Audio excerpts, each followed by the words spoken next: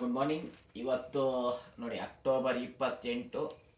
Trump ಅವರು ನಿನ್ನೆಯಿಂದ ಜಪಾನಿಗೆ ಬಂದಿದ್ದಾರೆ.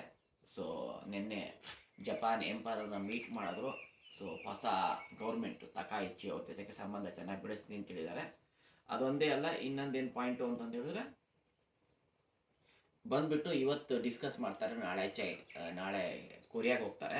ಅದರಲ್ಲಿ ಇರೋದೇನಪ್ಪ ಅಂತ ಹೇಳಿದ್ರೆ $550 ಬಿಲಿಯನ್ ಜಪಾನ್ ಗೌರ್ಮೆಂಟ್ ಹೇಳಿತ್ತು ಇನ್ವೆಸ್ಟ್ ಮಾಡ್ತೀವಿ ಅಂತ. ಅದ್ರ ಬಗ್ಗೆ ಡಿಸ್ಕಸ್ ಮಾಡೋ ಕಂಡೀಷನ್ಸ್ ಇದೆ. ಅದೊಂದೇ ಅಲ್ಲ, ಜಪಾನ್ ನಿಕ್ಕೆ ಫಸ್ಟ್ ಟೈಮ್ 50,000 ಯೆನ್ಗೆ ರೀಚ್ ಆಯಿತು.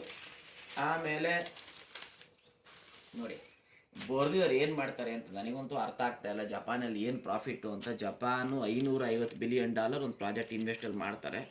ಅಮೇರಿಕಾ ಎಲ್ಲೆಲ್ಲಿ ಮಾಡ್ತಾರೆ ಅಂತ ಹೇಳಬೇಕು. ಜಾಪಾನೀಸ್ ಕಂಪ್ನಿನ ಇನ್ವಾಲ್ವ್ ಆಗ್ತಾ ಇದೆ ಅಂತಿದೆ. ಮೋಸ್ಟ್ ಪ್ರಾಬಬ್ಲಿ ಇಲ್ಲಿ ಜಾಪನೀಸ್ ಕಂಪ್ನಿಗಳಿಗೆ ಪ್ರಾಫಿಟ್ ಆಗ್ಬೋದು. ಸೊ ಈ ಥರ ಇದೆ. ಆಮೇಲೆ ನೋಡಿ ಬರೆದಿದ್ದಾರೆ, ನಾನು ಜಪಾನಿಗೆ ಬಂದಾಗ 20,000 ಇತ್ತು ನಿಕ್ಕೆ, ಈಗ 50,000ಕ್ಕೆ ಹೋಗಿದೆ.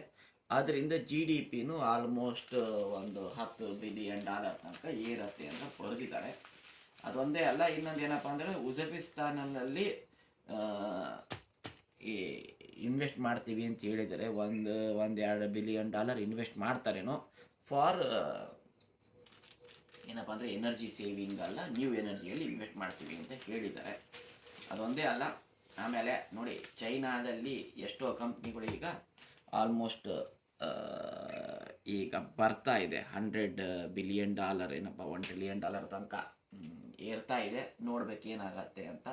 ಅಂದರೆ ಫಾರ್ ಎಕ್ಸಾಂಪಲ್ BYD ಕ್ಯಾಟಲ್ ಅಂತಂದೇಳಿ, ಆಮೇಲೆ ಇವೆಲ್ಲ ನೀವು ಶಾಮಿ ಇಂಡಿಯಾದಲ್ಲಿ ಕೇಳಿದೀವಲ್ವ, ಇವೆಲ್ಲ ಎಷ್ಟೊಂದು ಕಂಪ್ನಿಗಳು ಈಗ ಬರ್ತಾ ಬರ್ತಾ ಲೆಫ್ಟೆಲ್ಲ ಬರ್ತಾರೆ ನೋಡಿ, ಅಮೇರಿಕನ್ ಕಂಪ್ನೀಸಿಗೆ ಟ್ರೈಬಲ್ ಆಗ್ತಾ ಇದೆ ಅಂತ ಬರ್ತಿದ್ದಾರೆ.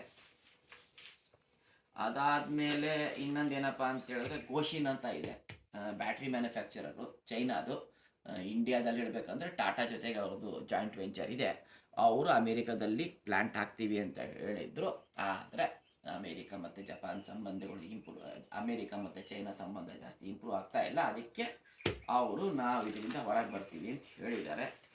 ಇದಾದಮೇಲೆ ಫನ್ನಿ ನ್ಯೂಸ್ ನೋಡಿ, ಹಳೆ ಒಬ್ಬರು ತಕ್ಷಿನ್ ಅಂತ ಥೈಲ್ಯಾಂಡ್ ಪ್ರೈಮ್ ಮಿನಿಸ್ಟರ್ ಇದ್ದರು. ಅವರು ಜೈಲಲ್ಲಿದ್ದಾರೆ ಈಗ. ಅವರು ಜೈಲಲ್ಲಿ ಇಂಗ್ಲೀಷ್ ಟೀಚರ್ ಆಗಿದ್ದಾರಂತೆ. ಒಂಥರ ನನಗೂ ಮಜಾ ಅನ್ನಿಸ್ತು ಅಂತ ಹೇಳೋಣ ಅಂತ ಇದ್ದೀನಿ.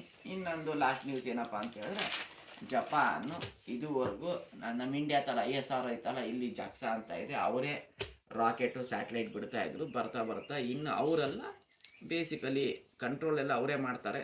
ಮಿತ್ಸುಬಿಷಿ ಹೆವಿ ಇಂಡಸ್ಟ್ರಿ ಅಂತ ಒಂದು ಕಂಪನಿಗೆ ಇನ್ಮೇಲಿಂದ ಈ H3 ಮೊನ್ನೆ ಸಕ್ಸಸ್ ಆಯಿತು. ಏನಪ್ಪ ಅಂತ ಹೇಳಿದ್ರೆ ಪ್ರೈವೇಟ್ ಕಂಪ್ನಿಗೆ ಇನ್ಮೇಲಿಂದ ಜಾಸ್ತಿ ಸಪೋರ್ಟ್ ಮಾಡಿಬಿಟ್ಟು ಅವರಿಗೆ ಅಧಿಕಾರ ಕೊಡ್ತಾರೆ. ಸೊ ಈ ಥರ ನ್ಯೂಸ್ ಇದೆ. ಬಟ್ ಎಲ್ಲ ಏನಪ್ಪ ಅಂದರೆ ಇವತ್ತು ಹೈಲೈಟು ಟ್ರಂಪ್ ಅವ್ರು ಇವತ್ತು ಇರ್ತಾರೆ, ಏನೇನು ಹೇಳ್ತಾರೆ ನೋಡಬೇಕು. ಸೊ ಏನು ಡಿಸೈಡ್ ಆಗುತ್ತೆ ಇಂಪಾರ್ಟೆಂಟು. ಆಮೇಲೆ ನೆಕ್ಸ್ಟ್ ಇಯರು ಅಮೇರಿಕಾ ಒಂದು ಕಂಟ್ರಿ ಆಗಿ ಅವ್ರ ಕಾನ್ಸ್ಟಿಟ್ಯೂಷನ್ ಎಲ್ಲ ಬರೆದು 250 ವರ್ಷ ಆಗತ್ತೆ. ಸೊ ಎಷ್ಟೋ ಜಾಪನೀಸ್ ಕಂಪ್ನಿಗಳು ಚಂದ ಕಲೆಕ್ಟ್ ಮಾಡ್ತಾ ಇದ್ದಾರೆ ನೆಕ್ಸ್ಟ್ ಇಯರ್ಗೆ. ಸೊ ನೆಕ್ಸ್ಟ್ ಇಯರು ಜುಲೈಯಲ್ಲಿ ಅಮೇರಿಕಾ 250 ವರ್ಷ ಆಗತ್ತೆ ಆಗ್ಬಿಟ್ಟು. ಸೊ ಇಷ್ಟು ನ್ಯೂಸು. Thank you.